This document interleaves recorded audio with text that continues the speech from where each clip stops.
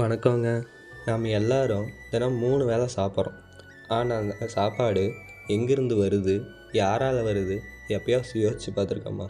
ஒரு விவசாயி மண்ணை நம்பி விதை போடுறான், மழை வரும்னு நம்புகிறான், பயிர் வளரும்னு நம்புகிறான். ஆனால் அவனுக்கு லாபம் வருமா, நஷ்டம் வருமா என அவனுக்கே தெரியாது.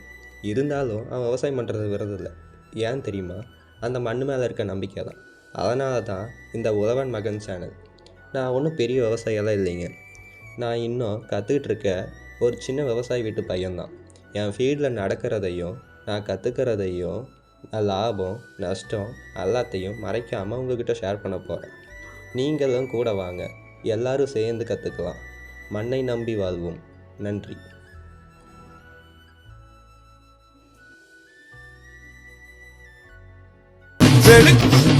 சொல்லி வாழ்வது இவர் நியாயம்தான்.